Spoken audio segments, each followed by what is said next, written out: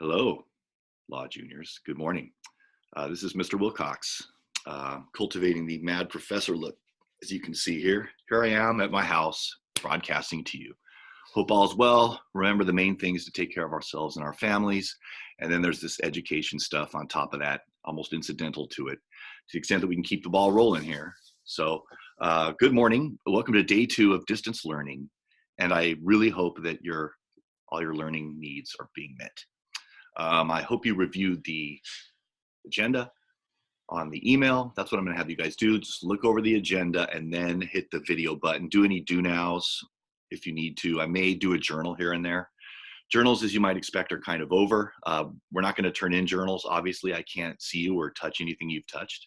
But I'm going to include a journal score on grading period 5. I'm just going to credit everybody 100 points. 100 out of 100. I'm assuming you did the journals or would have made them up if you did. So think of this as like universal basic income points. I'm just slapping into your total for grading period 5. All right. Grading period 5 is ending soon. I'll talk about grading period 5 here, and then I will review briefly the documents that I've attached to this communication, this lesson. And they're just revision activities for your paper. All right. Most of us have done a rough draft. I've looked at most of them, and it's time to start the final. So I wanted to give you guys some ideas about how to revise and show you the rubric and some other stuff. You'll see all those attachments there. You might even want to preview those before I introduce them to you. All right. So first of all, grading period 5. Yeah. This week, grading period 5 officially ends. This Friday is supposed to be the last official day of grading period 5. I'll have to give you guys grades a week from Wednesday, or Wednesday's when the window opens for that. So in terms of getting any back work in, you got to do that soon. I kind of made it due today or recently, but technically you still have a little bit of time to do that. I want to feel like you guys are just working and focusing on your papers, but knock out that grading period 5 stuff. Remember, all the paper stuff, the rough draft, everything, that's all going on grading period 6. So take care of the grading period 5 business first, obviously. All right. So the good news is everybody gets 100 points on the journal. Yay. That'll be the last thing on grading period 5. All right. Yeah. And pretty much what you have right now is what you're going to get as far as grading period 5 goes. So know that you're going to get 100 out of 100. I'll add that on today, and get me any back work as soon as you can, you guys. I'm going to go ahead and say that the absolute last day is going to have to be next Monday. Next Monday. I think that's April 20th or 21st or something. All right. So if you have any questions about that stuff, talk to me, call me today or email me, or I have office hours tomorrow, as you know, from 10 to 1. You can call me right here at home. Just be sitting by the phone with bated breath, waiting for your call. All right. Cool. Some of you guys still have not submitted rough drafts. I'm going to send a little gentle reminder to you guys today, and I'm just trying to make sure I have contact with everybody. I'm trying to just get in touch.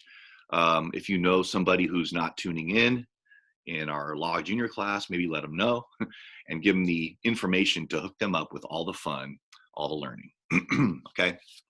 So I'm going to make the final draft. Let's shift to the paper now. I'm going to go ahead and submit a rough draft if you haven't already. I'll take a quick look at it. Then you can have some ideas about where to go from there. And as I said, I'm going to give you some revision strategies and show you the rubric pretty much right now. Okay. So the final draft paper is going to be due next Sunday. And I think that is April 20th. April 20th. But it's whatever next Sunday is. Get the final draft to me by then. All right. You can work on the one, obviously, the rough draft that you're still working on in virtual reality in your Drive or in Google Docs. But when you submit it to me this time, I want you to rename it. Rename it. That's super important. And I put that on the agenda also. Rename the final draft.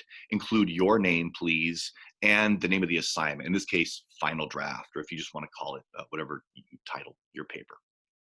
So again, by Sunday. All right. Due dates are pretty loose here because we're understanding that everybody's in a different situation in terms of this digital learning or this distance learning stuff. But stay in communication with me. And as always, I hope you feel like we can work it out. All right. So yes, let's take a look at the rubric, shall we? Let's see if I can get fancy here and actually share my screen with you. Oops. Okay. Maximize that, baby. All All right. So let me just review this briefly with you. This is how I'm grading you. Notice that each slot has at least 10 points possible. It looks something like the rubric I used for you guys, narrative, right? But obviously this is for a paper, okay? So how am I grading you? Well, there you go. Organization, number one. You need a 4 to 7 sentence summary of romanticism. Let's not forget, right? Define what romanticism is in the introduction. The first sentence should introduce what writer or writers are going to talk about, and of course, that they're romantic. And then you have to tell the reader what that means. You can't assume they know, all right? The first thing I looked at in your rough drafts was your thesis and your topic sentences. Are they tight? Are they clear? I rewrote some of those for you guys. If you noticed any changes or editing, I hope that wasn't too presumptuous, but those are the most important sentences in the whole paper, as you know. I like the thesis last sentence in the introduction, but some of you guys are already playing around with first, putting it first. Doesn't matter.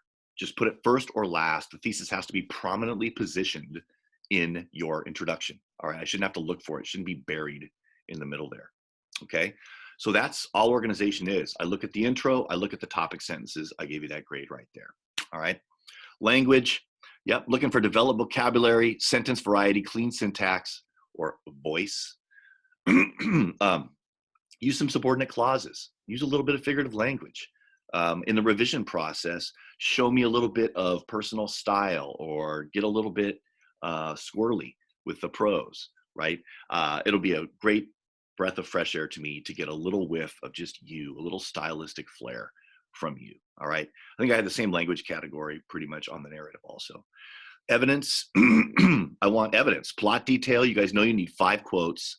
I'm evaluating you on the choice and use of your quote, and please, let's not forget context.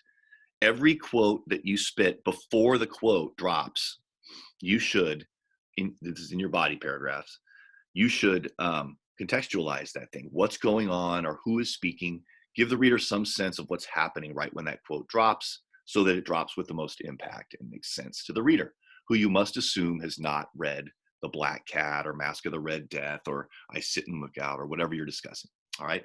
Analysis, quote analysis. You guys, every quote you have, just think of before goes the context, after goes analysis. And even if you have a second quote, do the analysis on the first quote first, then drop me the context and second quote, and then analyze that. And that can be within the same body paragraph, as you hopefully know. All right. Conclusion, uses I. Don't use I anywhere in the paper, except in the conclusion. You're getting philosophical or you're expressing opinion or personal experience. Remember, the paper topics that I gave you guys, they have a little question or two after each of the topics in italics. And that's what you're supposed to answer in your conclusion, the italicized questions that follow sort of the main paper topic, okay? So the conclusion gets its own grade out of a possible 10. And then, of course, mechanics at the end there, spelling, grammar. MLA format, I'm running pretty loose here, but, you know, do a spell check. Those, on your rough drafts in Google Docs, wherever it's underlined in blue or red, there's an error there, a grammar or a syntax error of some kind. Just ride the cursor over that section and it'll propose excellent solutions. And then you just click on them and it does the editing for you practically. In the era of spell check and all this stuff, you guys have so many resources available. Run it through all that stuff, please, one more time before you actually submit the final draft. All right. So that was pretty fancy. Let's get rid of that one. And cool. All right. Speaking of organization, I'm not going to try and tool around and find that doc and show it to you. I'm just going to flash you a copy of it. All right. This is another attachment. Take a look at that, if you will. This is how I'm grading organization. And I don't expect you guys to fill this out, but mentally, inside your brains, just look at the pieces of your rough draft and plug them into these spots. And you can easily do a spot check. How tight organizationally is my essay, right? How's my thesis, and do all my topic sentences support that? So this is what I call the essay skeleton. And you can see, you just copy down the thesis, and then you copy down each of your 3 topic sentences. All right. That way you've got them all skeletally located so that you can look structurally at how they interrelate with each other. Remember, these are the 4 or 5 most important sentences in the whole thing. If you have more than 3 topic sentences, you can just keep making a list down here. All right. At the bottom of the list is the thesis clear? Does it name what you're going to discuss? And then do all the topic sentences directly support the thesis? All right, this is basic stuff, but again, Mr. Wilcox, what am I supposed to do in revising, right? Look at organization on the rubric first and do this stuff, okay? Other rubric suggestions are encrypted in the final checklist, okay, baby, the final checklist, all right, which I'm not gonna flash right here, but it is literally just a listing of all the last things you need to check before you hit, let the system save it and before you submit it to me that final time. And please remember, when you submit the final draft, include your name in the title of the document and call it final draft or something. Give me some indication. All right. You can use your same rough draft and work on that. I expect revision, of course. But again, that final checklist is going to give you guys some idea of what you can actually do to actually revise. All right. Last thing that I will include is a picture of this MLA format. And so that should hopefully look familiar. I'm not going to be a real stickler for MLA because you're submitting it in document form. But here's a few reminders. What do I really mean? What are the basic tenets of MLA that are most important? Double spaced, size 12 font, no font too exotic, please, no cursive or Gothic, 1-inch margins, and then at the end, I'm just going to have you guys do a works cited section where you put bibliographical information about all the stuff that you quoted. In other words, the work or works that you quoted. All I'm really going to need is the last name of the author, first name, and the title. Okay? Don't give publishing information. If the FBI comes knocking on your door, send them to me. All right? But I don't think that's going to happen. Okay? So I think that's it. Call me tomorrow if you have any questions. Tomorrow being Wednesday, of course, and it being the office hours day, right? I'm going to tune in with you Friday, and give you a few reminders. I'll post another video link like this. But basically, as far as work goes, I'm giving you a week, basically, a little less, but the next week to complete the final draft, and that's pretty much what we're doing. Then we'll finish the Romanticism unit, and I am going to go ahead and have us try and start Huckleberry Finn, which I found a digital version of that you could probably access online. All right. So I hope you guys are doing well, and good luck on your papers. Call me tomorrow or really any time, a reasonable time, let's say until 3 in the afternoon, not before 8 o'clock in the morning. And I'd love to talk to you guys. We may have an actual Zoom classroom meeting, but right now I like this asynchronous stuff. I'm a teacher and I have 2 learners. My 2 sons are on premises also, right, having Zoom meetings all day. So the whole trying to run an actual class is a little insane for me, but I'll look into that soon. Anyway, love you guys. Hope all is well. And again, call me tomorrow if you have any issues. Those who have not finished a rough draft, I am going to send you a little gentle, loving reminder about that.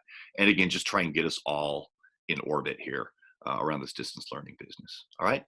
Take care, you guys. Don't get sick or anything, and I'll talk to you soon. All right. Bye-bye.